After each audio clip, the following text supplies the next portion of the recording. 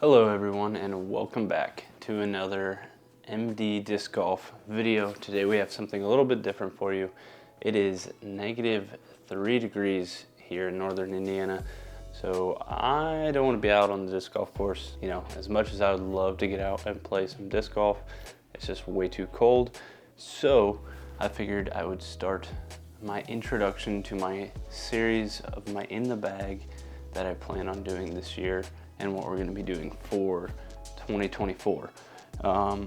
So to start, the premise is I'm kind of wanting to get the feel of playing like a pro as an amateur. Pros play with one disc manufacturer. They're not throwing a mixed bag, at least most pros aren't. So I figured in 2024, I'd do the full complete bag challenge and throw only one manufacturer at one specific time.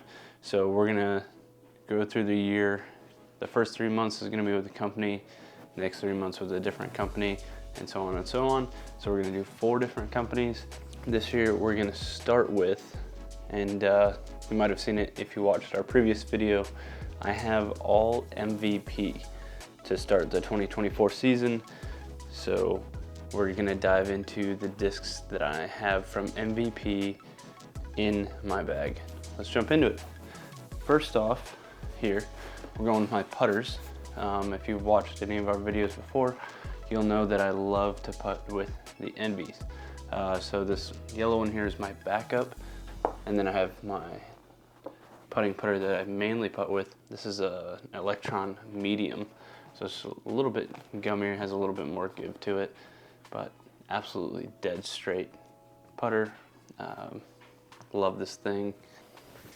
Next in the putter slot in my bag is I have the Watt, the 2.5 -0.5.5. This thing is a workhorse for me, I will say. I love throwing this disc. Basically, a full weight glitch.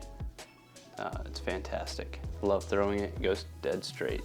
And just super reliable disc. Love throwing it, and it looks great too. Next, I have a pretty robust putter / approach disc for an MVP lineup. This next one is coming from Mint Discs, and actually Foundation Disc Golf. I've got the Mint Discs Lasso, which was from one of Foundation Disc Golf's mystery boxes. I believe this was the Black Friday mystery box, yeah. So it has their special stamp on it. The Lasso is, I believe, 3302, so same numbers as an Envy. This is basically just an Envy without the gyro. This thing is very overstable, board flat.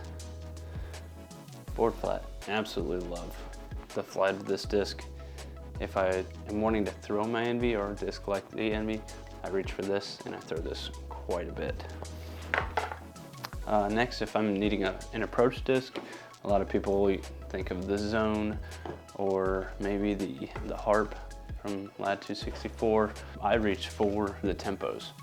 So I have my first Tempo that I've ever owned, which is this one. I've beat it in, and that is a reliably straight disc now. So the Tempo, I believe, is 4402.5, I believe. Yeah, so not quite a 4403. But this one I've beat in, and it's straight, reliably straight. I can crank on it. It's not gonna burn over for me, but it's also not gonna fade real hard. It's just dead straight. Then when I'm needing something overstable, like a Zone, highly overstable approach disc, I reach for this one. This one flies a little bit more true to its actual flight numbers because it's newer and it hasn't been beat in yet. So once this one gets beat in, my other one will probably go out of the bag and I'll get another one of these. But for now, this is my overstable, reliable approach disc. Now into the mid-ranges. I have a very robust selection for my mid-ranges. It probably takes up an entire, third to almost half of my bag are just my mid-ranges because I throw them so much. In MVP, mid-ranges go so far. But to start, we're gonna go with the, gosh, these are so new to the bag that Oh yes, this is the uplink. So this is a 5.5 -3.1 disc. Anytime I need to get out of jail, or I just need a backhand to get left to right, I'm pulling this thing out. Not quite as thrown as much as some of my other discs, but still a great disc to have in the bag. The next one is slightly more stable, but still an understable disc. Is brand new Detour. This is a James Conrad disc, 5.5 -2.1. Slightly understable, a little bit of left to right movement, but pretty much dead straight for my arm speed. Very, very straight, very reliable. Love throwing this disc. The next, I have 3 different hexes in my bag. So all of them are thrown just a little bit more or less than the other. So they're currently dirty right now because I just went out and played a few weeks ago and it was really muddy. But the first one I have is this pink and blue, gorgeous Lab Second hex. This one is lightweight, so this one's only 158 grams. If I'm needing something a little more understable and for some reason I don't reach for my uplink or my Detour, I'll throw this. It gets a little bit more turn out of it and will hold that turn line a little bit more than my other hexes. Next, I have my Gyropalooza box hex. I threw this in the bag actually just because last time we played there was snow on the ground and I wanted a black disc on the ground so that way I wouldn't lose my main hex in the snow, because my main hex is this Simon Lazattle Halloween hex. It's more of a white-ish color and I didn't want to throw it in the snow and lose it. But this is my workhorse. This is the disc I grab all the time, dead straight, a little bit of fade at the end. Very, very reliable disc. Love throwing it. Everyone knows what the hex does, and this one is just gorgeous, and I love having it in my bag. All right, next, the overstable 5-speed in my bag, and that is the Resistor. As you guys can probably see, I'm having a tough time with some of these names just because they're all fairly new to my bag. It's a new year, throwing all MVP. I know what the discs do for the most part, but the names are still coming to me a little bit. This is the Resistor. So this is a 5.5, I believe, 02 disc. So whenever I'm needing overstability in that 5-speed spot, this is what I am reaching for. This thing, very, very much reliably overstable. Great disc, looks great too.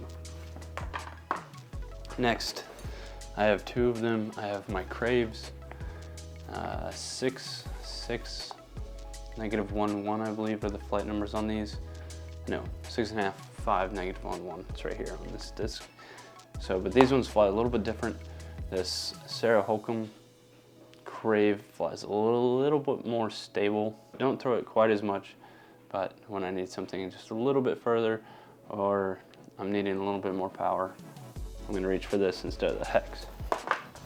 This one is more of my understable version of my Crave. You're gonna get just a little bit more turn out of it and not as much fight back to the left, not as much fade out of it. So again, I'm gonna throw this when I just need a little bit more understability than my other Crave, but still not throwing this as much as my hexes. All right, moving on. One of my favorite discs in my bag is my Servo. This is a 6.5 -1.2 disc, reliably more overstable. I love throwing this disc. For some reason, it just goes ridiculously far. I can throw this almost as far as most of my drivers. I don't understand it, but this thing just bombs, and it's a 6.5 speed.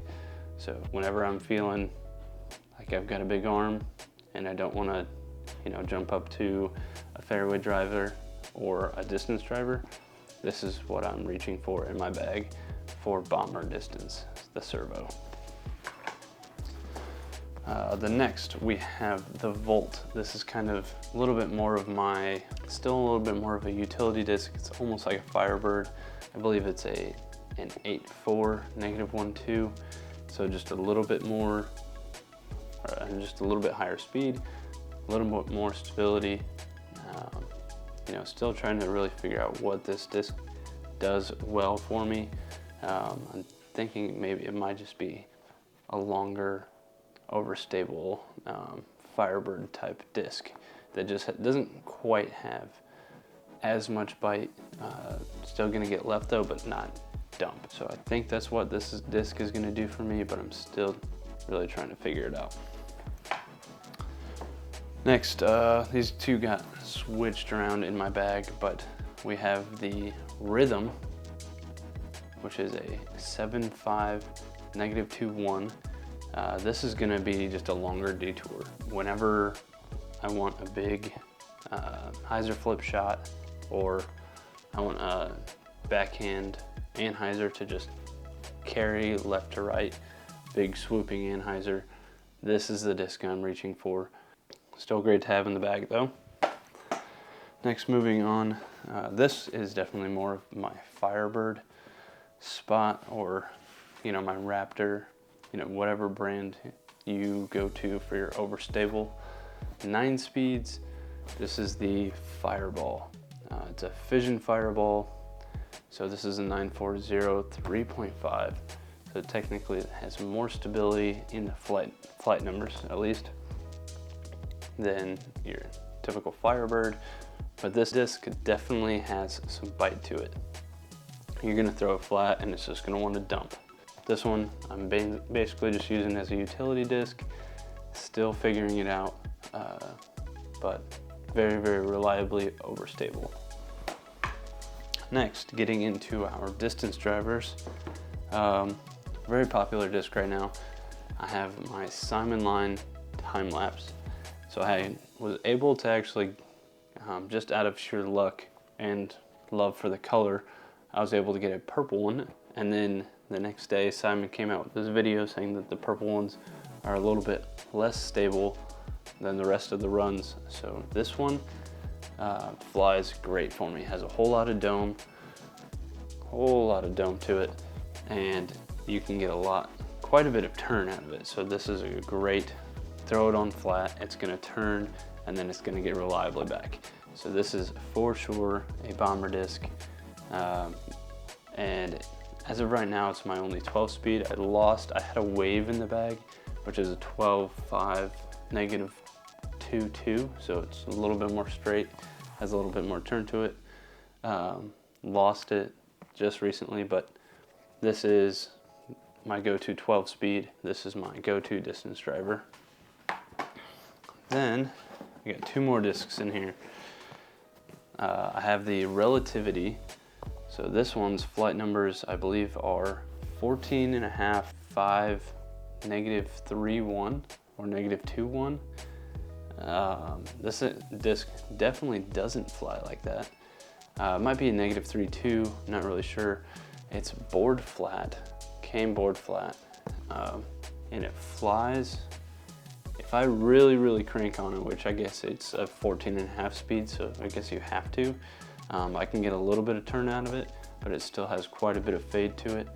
I don't know if maybe I just don't quite have the arm speed to get this to fly the way it needs to, but this is more of a dead straight distance driver, really. It's not as understable as the flight numbers would suggest, and I pull this out on occasion and, you know, really just see what it does, but not too bad. Definitely gonna have to experiment with it more. And lastly, the Teleport. So this is, I believe it's a 14. This doesn't have the flight numbers on it, but I believe it's a 14.5, 5, a -1.3, I believe. But again, this disc has a whole lot of dome to it, just as much as that Teleport did, and this thing bombs. Whenever I'm feeling like I have some good arm speed, and I'm feeling strong for the day, I'll throw this instead of the time lapse. Again, it's that nice pinkish purple color. Absolutely love it. But yeah, I'll reach for this on occasion. Not quite as much as that time lapse, but I will throw this and can throw some decent bombs with it if I get a hold of it, if my arm is feeling right for the day. But yeah, so that is my all MVP bag. That's what I'm gonna be rocking with for the next 3 months. And then the plan is to switch to a different manufacturer. You know, which manufacturer that'll be coming soon in a different video. I might tease it a couple times in a few different videos, or you know, on Instagram or something. But for the most part, I'm gonna keep it quiet and just kind of see what happens. But yeah, so we're gonna play like a pro, one full bag, and see what happens, see what I like, really get to know these MVP discs, and then at the end of the year, we're going to compare manufacturers and see who I really want to stick with, you know, really build out my bag and see what discs I like from which manufacturer better. So, hey, thanks for hanging with me. Thanks for checking out this all MVP bag. If you have any suggestions for MVP discs, leave them down in the comments below. And we will see you next time on MD Disc Golf. Hope you guys have a great day. Peace out, guys.